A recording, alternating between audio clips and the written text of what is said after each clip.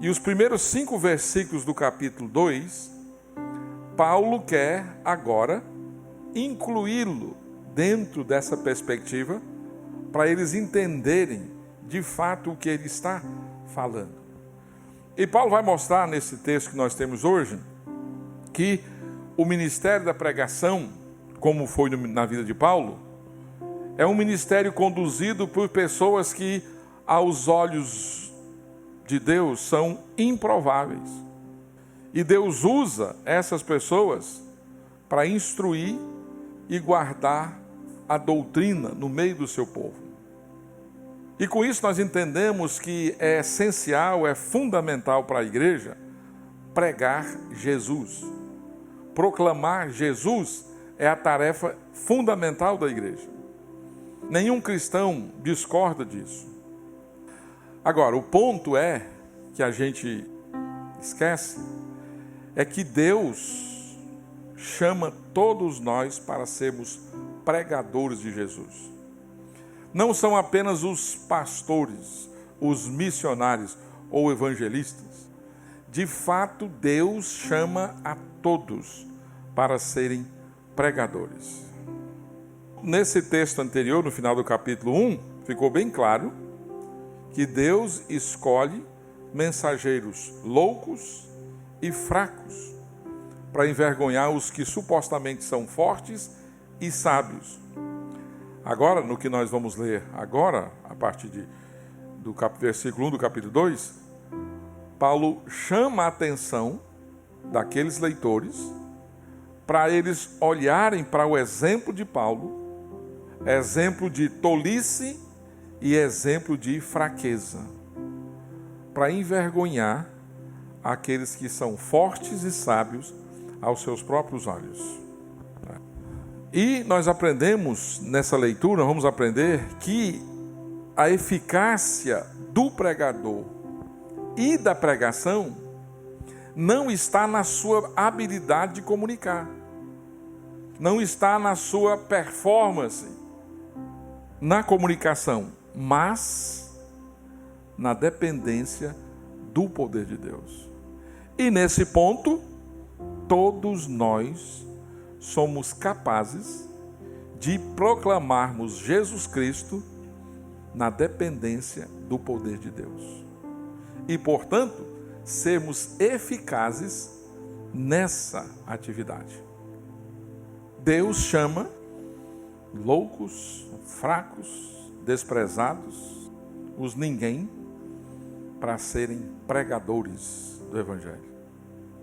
Quais são 2 objetivos do pregador louco, do pregador fraco, do pregador desprezado? O primeiro objetivo tem a ver com o conteúdo da mensagem. O conteúdo da mensagem deve ser Cristo. Pregadores loucos, pregadores fracos, pregadores desprezados, pregadores os ninguéms, eles pregam Cristo. O conteúdo da mensagem desse tipo de pregador é Jesus Cristo, a pessoa e a obra que ele realizou na cruz do Calvário. No versículo 1 do capítulo 2, 1 e 2, nós lemos: Eu mesmo, irmãos, quando estive entre vocês, não fui com discurso eloquente, nem com muita sabedoria para lhes proclamar o mistério de Deus. Paulo não usou da habilidade, da performance para proclamar o ministério. E quando foi que Paulo esteve lá? Atos capítulo 18 narra o ministério de Paulo na cidade de Corinto. E ele passou lá 18 meses pregando o Evangelho. Ele veio de experiências bem-sucedidas na cidade de Filipos, teve um ministério frutífero. Em Tessalônica, ele passou pouco tempo, talvez 4 ou 6 semanas, mas deixou uma igreja estabelecida, embora pouco tempo. Teve que sair fugido por conta do que a mensagem que ele pregou estava causando. e ele foi para Atenas, capítulo 17. Em Atenas, alguns acham que ele saiu meio frustrado, não estava muito animado, desencorajado. Quando ele chega em Corinto, nesse tempo que ele passa lá, 1 ano e meio, ele tem esse ministério de dificuldade, de lutas por várias razões, mas fica uma igreja lá. E depois ele vai escrever essas cartas que nós temos aqui, né? Então ele começa lembrando aqueles irmãos da igreja de Corinto como foi que ele pregou quando ele esteve com eles. Quando estive entre vocês. Já tinha passado um tempo, mas ele diz, olha aí, vamos fazer um exercício de memória aqui. Voltem no tempo, lembrem-se do tempo que eu estive com vocês e como foi a minha estada entre vocês. Paulo está dizendo aqui que ele não foi um pregador eloquente, ele não foi um comunicador acima da média, e os ouvintes de fato não ficaram deslumbrados com o estilo dele, com a poesia, com a proeza, melhor dizendo, retórica ou filosófica, que eles estavam acostumados a ouvir dos filósofos gregos, que se esmeravam na performance, na eloquência, na oratória. O importante era a forma. E Paulo está dizendo exatamente o contrário. Ele havia simplesmente proclamado a verdade sobre Deus. E aquelas pessoas lembraram sim, e de fato, elas entenderam que aquilo era incomum na cidade de Corinto do primeiro século. Uma cidade dominada pela filosofia, se orgulhava disso. Tanto é que quando você está lendo 1 Coríntios, por várias vezes, Paulo faz assim, não sabeis vós? Ele usa essa expressão inúmeras vezes, de maneira irônica, porque eles se achavam sábios aos próprios olhos. Eles se orgulhavam da sabedoria que eles tinham. E por isso ele fala uma coisa, ele pergunta, vocês não sabem? Eu sei, uma coisa tão básica, uma coisa tão elementar, vocês não sabem? Então eles eram dominados por essa maneira de ouvir os oradores, que faziam uso da performance, do estilo, né, para impressionar ou coisa parecida. E isso era bem claro. E qualquer um que entrava na cidade com um discurso, com a mensagem nova, multidões se dirigiam para ouvi-lo, porque ele falava da retórica tradicional grega. Usavam citações extensas dos poetas gregos, fazia alusões à literatura dos gregos. Paulo usa isso, em Tito pelo menos, mas não foi uma coisa frequente, né? Eles usavam um estilo refinado exatamente para se parecerem brilhantes aos olhos dos ouvintes, que iriam de fato impressionar. É aquele tipo de convite que você recebe para uma plateia que você acha muito refinada e você tem que preparar uma palestra, um discurso. Você pensa cuidadosamente nas palavras que você vai usar, nos argumentos, e aí por trás disso, então, os gregos se dedicavam muito a isso, né? E esse estilo que fazia eles parecerem brilhantes, divertidos, agradáveis, que arrancava aplauso, Paulo diz, olha, ele rejeita tudo isso, totalmente, essa abordagem na pregação dele, embora ele pudesse ter feito isso com muita destreza, com muita habilidade. Paulo, no Novo Testamento, é o camarada mais bem treinado. Paulo foi treinado nos conhecimentos gregos, romanos e judaicos. Ele foi treinado aos pés de Gamaliel, um rabino respeitadíssimo em Israel. E a estratégia dos rabinos era levar o aluno para viver na casa dele. Tinha disciplina, tinha estudo, e Paulo dominava o mundo da sua época. Facilmente ele tinha um título de doutor sem nenhum problema. Então ele conseguia defender a sua fé no hebraico, no latim e no grego, né? E até mesmo no aramaico, como o judeu que era do primeiro século. Então por baixo ele dominava 4 idiomas sem nenhuma dificuldade. Ele podia fazer uso disso. Ele foi um rabino muito bem educado, muito bem treinado, sábio. Mas ele vai dizer aos filipenses assim, ó: quando eu peguei tudo isso e outros privilégios mais, quando eu conheci a Cristo, eu os considerei como refúgio, lixo ou esterco, por causa da grandeza do conhecimento da pessoa de Jesus. Se Paulo quisesse exibir, se mostrar intelectualmente um homem sábio, um homem inteligente, ele poderia facilmente usar das habilidades que ele tinha adquirido ao longo do estudo dele. Mas sabe o que ele fez? Rejeitou essa abordagem, deixou de lado. Em vez disso, ele proclamou o testemunho de Deus, ou o mistério de Deus. Bem que eu podia ter usado tudo isso, mas vocês lembram, eu me fiz de louco para pregar Cristo. Eu me comportei como se eu fosse louco para pregar, para focar na mensagem de Cristo. A ideia de mistério de Deus é o testemunho de Deus, como aparece na atualizada. Em outras versões, o mistério de Deus aqui. E aqui, Paulo proclamou esse testemunho, e essa palavra é um termo legal que se refere a algo que alguém estava falando na presença de um juiz.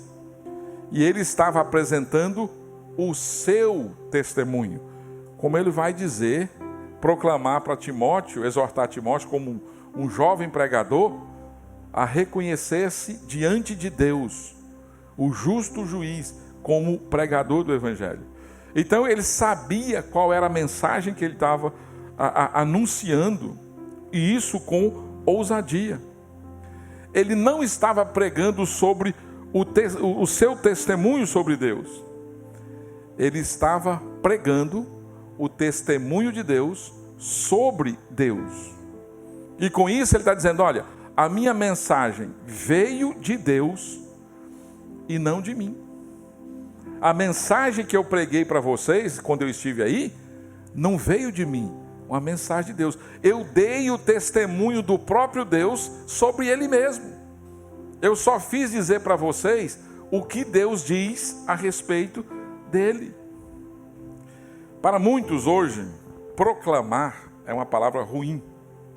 Eles dizem assim, quando você vai conversar com elas, olha, não pregue para mim.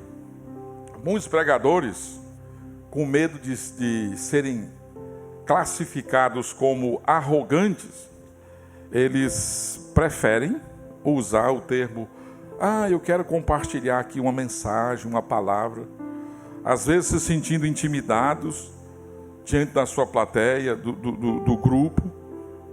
Mas o que Paulo está dizendo é o seguinte, olha, o que eu fiz foi apenas falar sobre o testemunho de Deus acerca de Deus.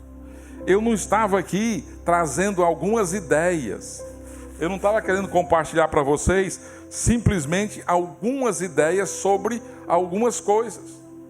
Eu não estava trazendo aqui as minhas opiniões. E se de fato ele estivesse fazendo isso, talvez ele tivesse motivo para se sentir arrogante. Mas Paulo está dizendo, olha, o que eu declarei para vocês não são palavras minhas. Eu estou declarando para vocês a própria palavra de Deus. E por isso, diz, eu posso pregar com autoridade. Por isso, seja no púlpito ou seja numa conversa informal com uma pessoa, quando você estiver falando da Bíblia, você tem que dizer: a Bíblia diz. E é isso que dá autoridade para você. Não é uma questão pessoal entre você e a pessoa. Não é uma questão de opinião. Não é uma questão de ideia. A Bíblia diz. E você diz o que a Bíblia diz. Você fala o que Deus fala sobre ele. Isso é até muito mais confortável, mas às vezes a gente se encanta com a sabedoria humana e a gente quer usar estratégias, quer usar de recursos humanos para convencer as pessoas a crerem no Evangelho. Mas não é assim.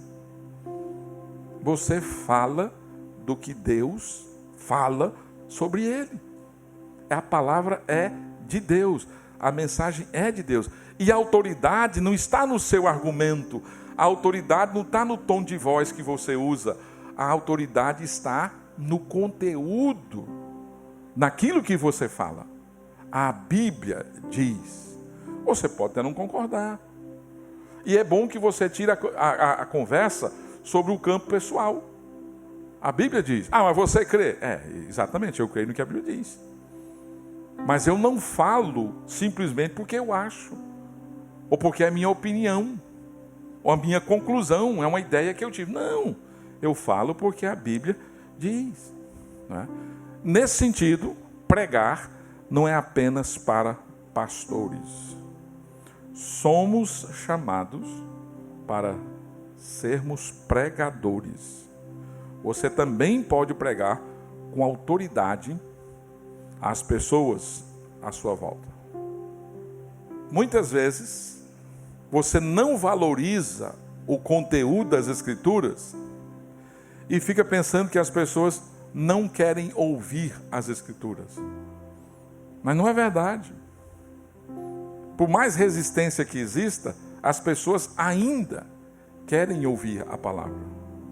A palavra traz um peso. E aí quando você fala com autoridade, as pessoas vão querer te ouvir. A pregação da qual Paulo está falando aqui, não é uma pregação no auditório grande, lotado de pessoas assim. Você pode pregar onde Deus o colocou para servi-lo.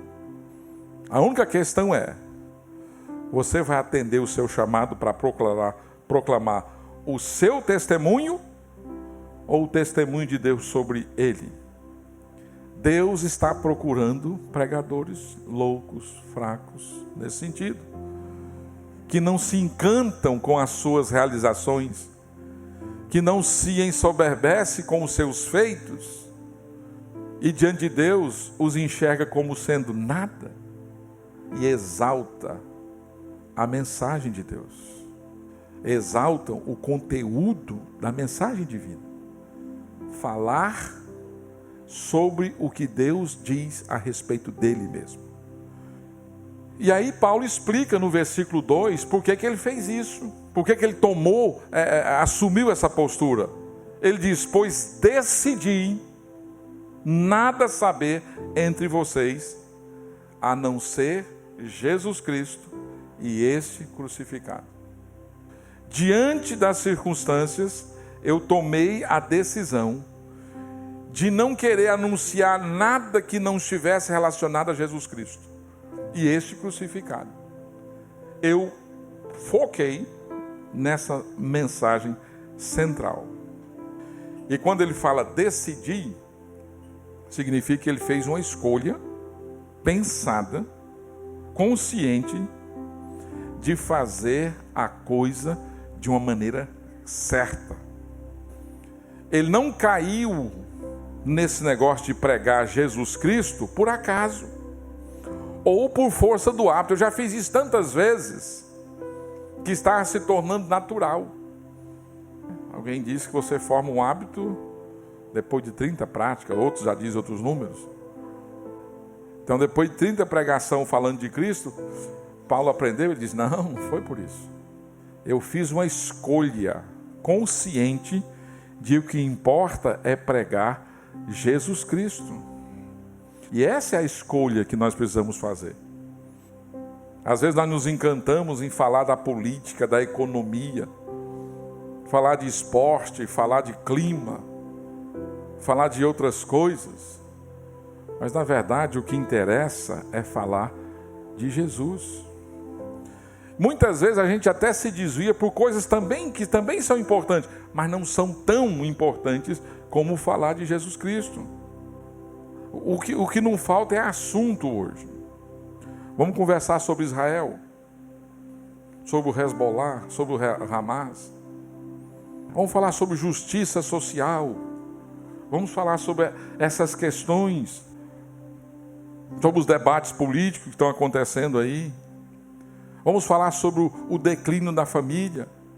São coisas relevantes, ok? Mas não são fundamentais.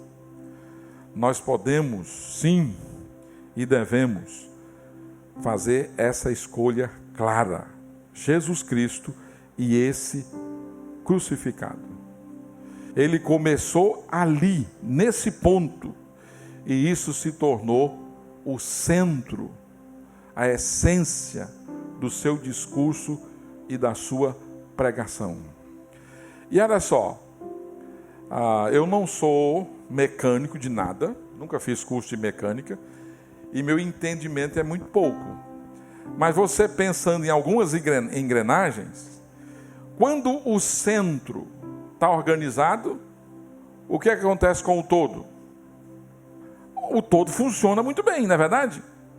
O centro ajuda ou organiza as demais coisas. Então, se eu tenho o centro do meu discurso, o conteúdo central do meu discurso, Jesus Cristo, as outras coisas vão se organizar ao redor disso. Mas se eu fico disperso, me desvio por todos os assuntos, talvez até relevantes, eu me perco. Eu não vou ter habilidade para falar com determinadas áreas que não é minha praia. Mas isso facilita a vida da gente. Falar de Jesus e esse crucificado. E aí eu posso falar com todo mundo. Porque eu conheço essa história. Eu creio nessa história. Eu sei o que ela significa. Ela fez diferença na minha vida.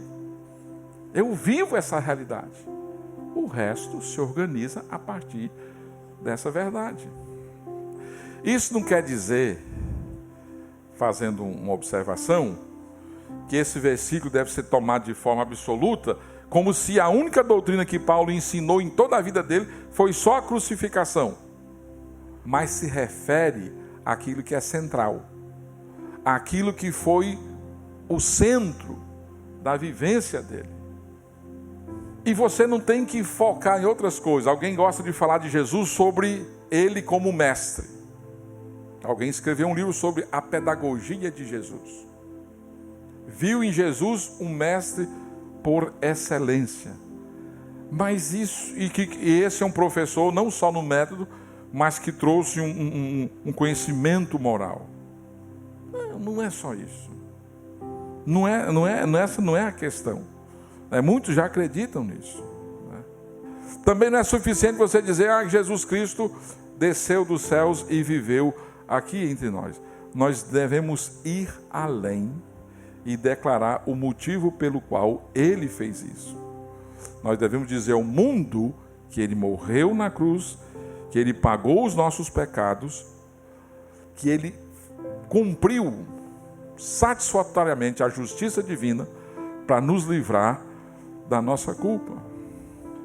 Então, ao invés de eu ficar preocupado em falar sobre as últimas coisas, os últimos tópicos da humanidade, das coisas que estão acontecendo, a minha pregação é Jesus Cristo.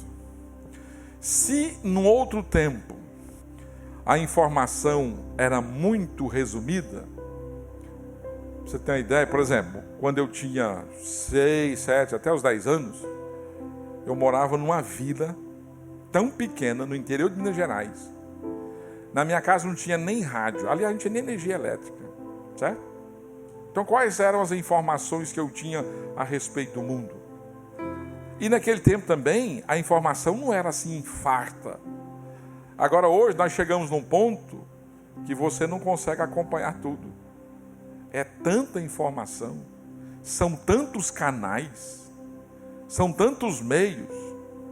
Você pode gastar uma tarde no YouTube procurando algumas palestras, algumas conversas, alguns cortes, porque você nem vai conseguir ver todas as coisas. É muita informação. Mas isso não afeta a minha mensagem. O que as pessoas precisam saber? O que de fato fará diferença na vida das pessoas? Como é que elas vão ter os seus pecados perdoados? Como é que elas vão ter esperança de irem para o céu, viver com Deus? Como? Ouvindo Jesus. Por isso, então, assim como Paulo fez, nós devemos fazer. Pregar Cristo e este crucificado. Resolvido, definido aqui. Né? O foco dele estava no evento da cruz, evento histórico, mas também o efeito que isso trouxe para a vida das pessoas que creram. E ele já tinha dito isso no versículo 30. Mas vós sois dele, em Cristo Jesus, o qual se tornou, da parte de Deus, sabedoria e justiça e santificação e redenção. Coisas que nós usufruímos a partir da obra de Jesus Cristo. O ponto é que a morte de Cristo cobre tudo. E Jesus é o único que conserta tudo na vida humana. Por isso, Paulo está focado nessa mensagem. É o que as pessoas precisam. Pode não ser o que elas querem ouvir, mas é o que elas precisam. Talvez se você fizer um treinamento aí e se tornar um coach, você pode fazer promessas que as pessoas podem até se encantar. 10 maneiras de se tornar próspero sem muito esforço. Vai bombar. Talvez você consiga até vender um curso pela internet. Você pode ir. Isso elas querem ouvir, mas não é o que elas precisam ouvir. Elas precisam ouvir sobre Jesus, a pessoa e a obra de Jesus na cruz. Então Paulo diz, irmãos, vamos voltar à fita aqui. Quando eu fui pregar entre vocês, eu rejeitei uma abordagem humana, não fiz questão de fazer uso do estilo grego de oratória, e eu decidi falar sobre o que a Bíblia diz a respeito da cruz de Jesus Cristo. Só Jesus pode nos salvar. Não recue diante das pessoas. Não se curve diante dos outros. Deus está procurando pregadores fracos, pregadores loucos. E sabe o que os pregadores fracos fazem? Eles não têm nada para dizer sobre as suas opiniões. Eles falam de Jesus e esse crucificado. Esse é o tipo de pregador, focado num conteúdo, e esse Jesus Cristo. Mas tem um segundo objetivo aqui que Paulo compartilha. O método, a entrega da mensagem deve ser no poder de Deus. O conteúdo é Cristo e esse crucificado. A entrega da mensagem deve ser debaixo do poder de Deus. Paulo, novamente, faz um relato autobiográfico e diz, versículo 3, e foi com fraqueza, temor e com muito tremor que estive entre vocês. Minha mensagem e minha pregação não consistiam de palavras persuasivas de sabedoria, mas consistiram de demonstração do poder do Espírito, para que a fé que vocês têm não se baseasse na sabedoria humana, mas no poder de Deus. para que a fé de vocês não se apoiasse, não se sustentasse em sabedoria humana, mas no poder de Deus. Paulo, quando chegou em Corinto, ele não chegou com um grau alto de autoconfiança. Em vez disso, ele diz aqui que chegou entre aqueles irmãos em fraqueza, em temor e tremor. Aí você fica pensando, mas Paulo era tão ousado, tão capaz, tão sabido, tão treinado. E ele está abrindo o coração aqui, que quando ele chegou na igreja de Corinto, ele foi tremendo. Ele foi cheio de temor. E ele fala que fez isso em fraqueza. Talvez alguns entendem aqui como se ele estivesse fazendo uma referência à experiência que ele teve em Atenas, que para alguns não foi bem sucedida. Porque Paulo, quando chegou lá, ele viu um altar que dizia ao Deus desconhecido. E ele pega essa frase e faz um discurso sobre Deus. E o pessoal não se empolgou muito em ouvi-lo. Não teve um resultado muito bom. Mas o resultado não quer dizer que ele não foi bem sucedido. Se ele entregou a mensagem correta, ele foi bem sucedido. Porque o resultado depende do Senhor. Mas ele deixa, e talvez ele está dizendo para os coríntios, quando eu cheguei com vocês, eu usei uma estratégia diferente. Eu não quis me apropriar da sabedoria dos gregos, e eu decidi pregar Cristo e esse crucificado. Mas ele diz, olha, eu cheguei aí com temor e tremor. Corinto, por esse orgulho e arrogância e soberba que eles tinham, era uma cidade difícil para ministrar. A recepção de Paulo ali o desencorajou a ponto de achar que a pregação era algo difícil. Talvez dúvidas e incertezas internas decorreram daquela experiência ali. Ele não era a imagem de autoconfiança que muitos de nós podemos facilmente associar em Paulo. Achar que era uma pessoa que não tinha nenhuma fraqueza. Né? E segundo aos Coríntios capítulo 2, ele revela que está tão tenso, esperando notícias de Tito a respeito da igreja de Corinto, dessa primeira carta que ele mandou. Essa aqui que nós temos lendo a primeira, na verdade é a segunda. A outra se perdeu. Aí ele disse que ficou tão angustiado que uma porta se abriu para ele pregar o evangelho, mas ele não conseguiu. Já pensou? Ele ficou tão desinquieto, segundo os Coríntios 2,14. Né? Ele ficou tão atribulado que uma porta se abriu, mas ele não conseguiu pregar o evangelho. Mas ele abre o coração dele aqui, né? Em Corinto, essa cidade difícil, mas ele chegou lá e fez o trabalho dele.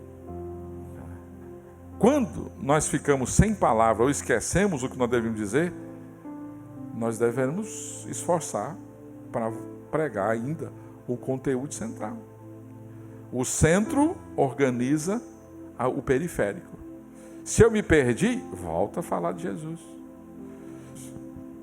Eu vi um pregador uma vez, ele já esteve no Brasil, mas hoje ele é um senhor, John MacArthur, o nome dele, e ele a igreja dele tem um ministério muito forte na Rússia, na Ucrânia, inclusive nas conferências, né, antes da guerra, não sei depois, não fui mais, mas tinha lá irmãos ucranianos, um monte deles, pastores, russos, e ele disse que uma vez foi na Rússia e um americano estava lá, pediu para dar um testemunho, e o mesmo intérprete do americano que estava lá, participando daquela reunião, era o intérprete dele. Ele disse que o americano falou tanta besteira, e o povo dando amém, o pessoal falando as coisas, e ele ficou sem entender o que estava acontecendo. O cara foi dar o testemunho, falou da promiscuidade, falou de coisas horríveis assim, da vida dele.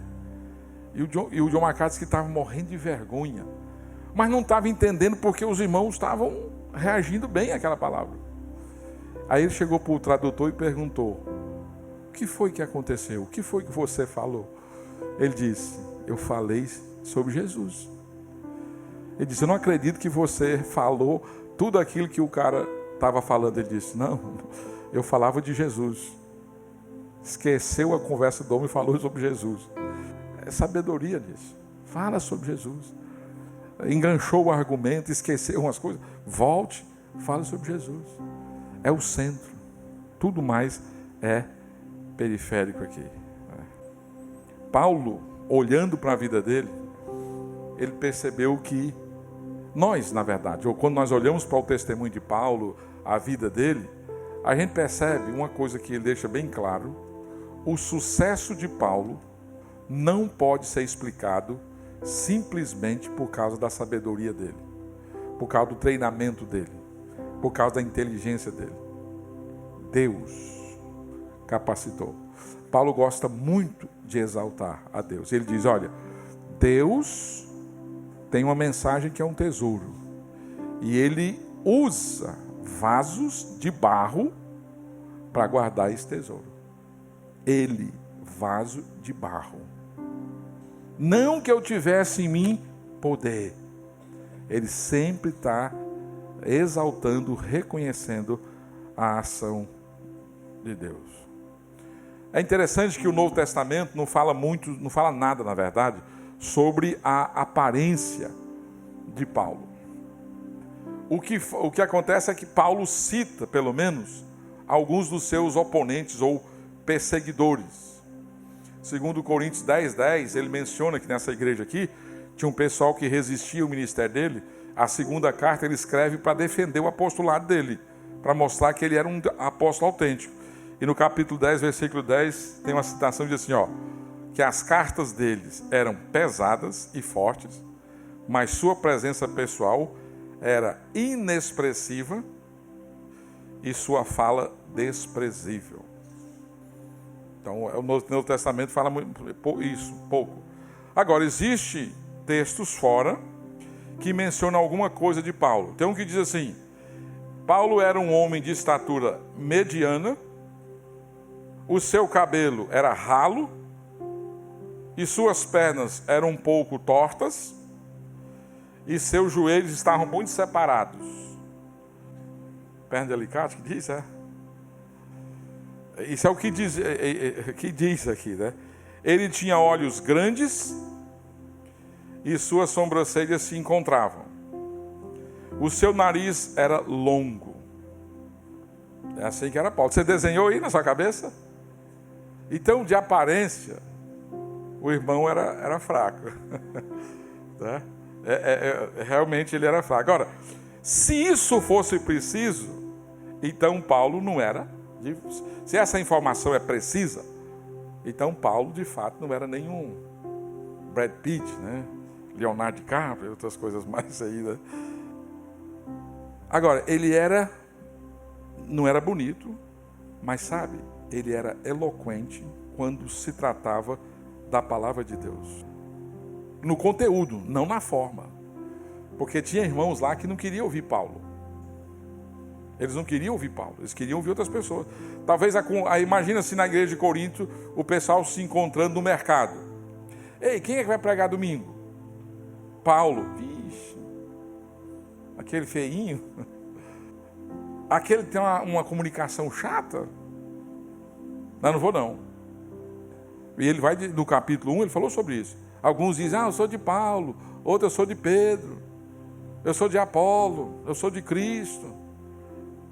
É que o poder não estava na forma, mas no conteúdo ali. Paulo era um homem que pregava na dependência de Deus. O versículo 5 explica isso para nós. Aí no versículo 4, mas em demonstração do Espírito e de poder. E ele faz aqui um contraste entre a sabedoria dos homens e o poder de Deus. Se você quer servir a Deus de maneira eficaz, você não vai poder abrir mão de um ou outro. As duas coisas. Submissão ao poder de Deus. Não dá para você abraçar a sabedoria dos homens. Não é que ele não queria pregar o melhor sermão possível da história dele. Mas o que ele estava dizendo é o seguinte, não confie na habilidade de vocês. Não confie no jeitão de vocês. Dependam da ação de Deus. Dependam do poder de Deus. Deus pode usar vocês de maneira especial. Usar a mensagem pregada por vocês para levar alguém a confessar Jesus Cristo como Senhor e Salvador. Então, muita gente nessa tentativa de pregar Cristo fica preocupado muito mais com o exterior do que com o interior. Eles querem ser eloquentes, querem ter uma oratória impressionante, quer ter uma performance brilhante, mas muitas vezes carregada de opiniões pessoais e não do conteúdo central das Escrituras. Esse tipo de pregação que busca exaltar a forma, o homem, não é o tipo de pregação que Deus está procurando. Imagine Jesus, um construtor simples, mas era Deus. Mas aparentemente não era atrativo. Mas as multidões seguiram Jesus. A língua que o Novo Testamento foi escrita, o grego, é chamado de koiné. Sabe que língua é essa? É população. É a língua do povo. Não era um grego refinado. Não era uma linguagem, a língua do povo.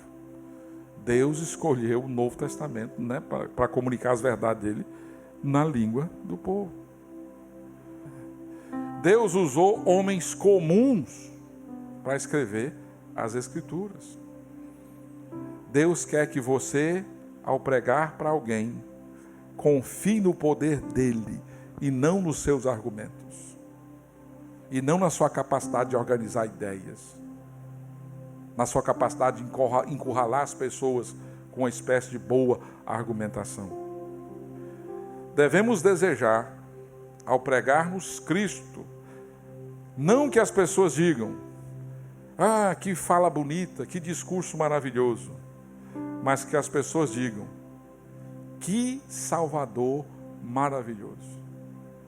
Que as pessoas não se encantem com o nosso argumento, mas com o conteúdo da nossa palavra.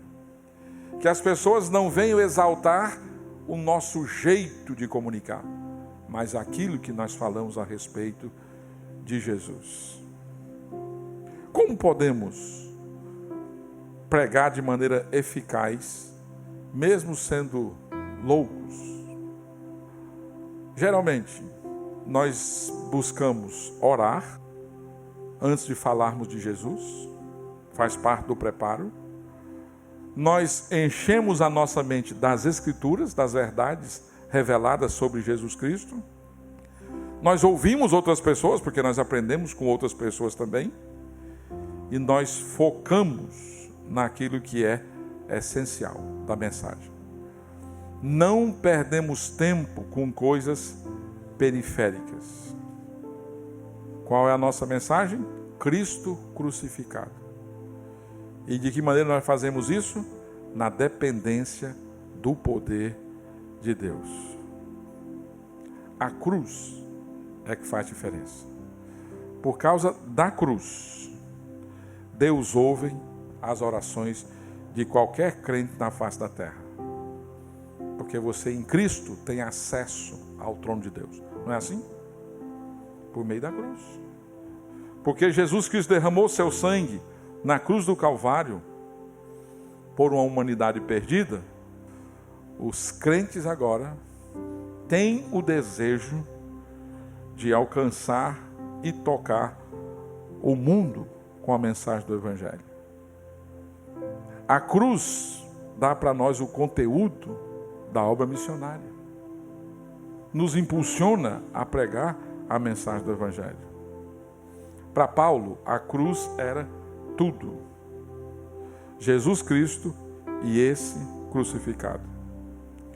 A cruz era o coração da comunicação de Paulo, a base do seu poder. fomos chamados para sermos pregadores do testemunho de Deus, para falar de Deus, falar o que Deus fala sobre Ele mesmo. Você tem um conteúdo, Cristo crucificado, e você faz isso na dependência do Senhor. Você se enxerga como um pregador ou você acha que é só serviço meu hoje à noite? Somos todos chamados para pregar. Você precisa ter uma mensagem. A mensagem não é a sua opinião, o que você acha, o que você pensa, mas é Jesus Cristo crucificado. Essa é uma tarefa difícil, sim, Paulo reconheceu. Eu fiz isso com fraqueza, com temor e tremor. As pessoas às vezes me perguntam se eu fico um friozinho na barriga quando eu vou pregar. Não só frio na barriga. É difícil, às vezes a gente fica muito inquieto. Faz parte. Mas a eficácia está no poder de Deus. O que é que a cruz significa para você? A mensagem da cruz. Você enxerga a cruz como uma demonstração de amor de Deus por você? Cristo morrendo no seu lugar, pagando a sua conta, perdoando os seus pecados para que você pudesse ter vida? Você crê que Jesus Cristo e a obra de Cristo é o único meio pelo qual você possa ser salvo? Você crê isso? Se você já abraçou essa verdade, você tem agora a tarefa de pregar Cristo. Fazer como Paulo, focar no Cristo crucificado e depender do Senhor.